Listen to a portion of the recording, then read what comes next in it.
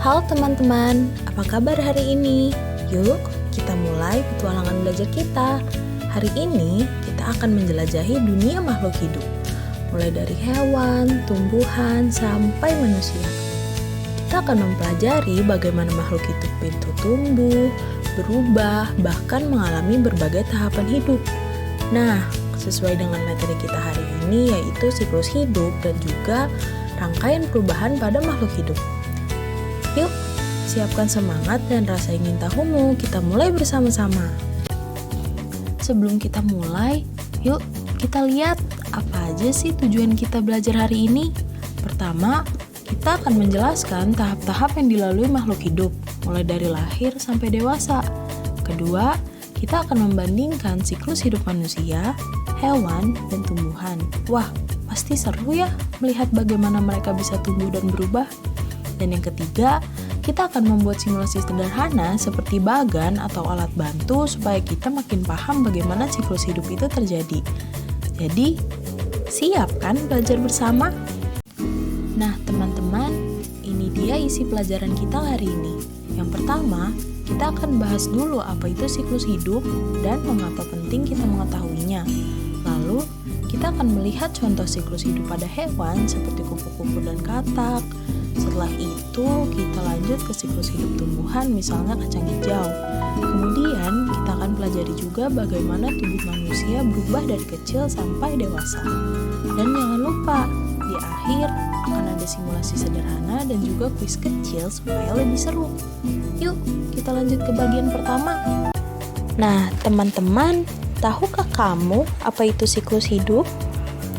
Siklus hidup adalah urutan tahapan yang dilalui makhluk hidup sejak ia lahir, tumbuh, menjadi dewasa, lalu berkembang biak. Setiap makhluk hidup mengalami perubahan seiring waktu. Contohnya kupu-kupu. Awalnya, ia berupa telur, lalu menetas menjadi ulat, berubah menjadi kepompong, dan akhirnya menjadi kupu-kupu yang indah. Wah, luar biasa ya prosesnya. Sekarang, yuk kita lihat contoh siklus hidup hewan lainnya. Selain kupu-kupu, ada juga katak. Katak bertelur di air. Telur itu menetas menjadi berudu yang mirip ikan kecil. Setelah beberapa minggu, berudu tumbuh kaki dan menjadi katak muda. Lama-kelamaan, ia berubah menjadi katak dewasa yang bisa melompat. Setiap hewan memiliki siklus hidup yang unik dan menakjubkan. Nah, bagaimana ya dengan tumbuhan? Apakah mereka juga punya siklus hidup? Tentu saja. Coba kita lihat tumbuhan kacang hijau. Semuanya berawal dari biji kecil. Ketika biji disiram dan terkena sinar matahari, ia akan berkecambah.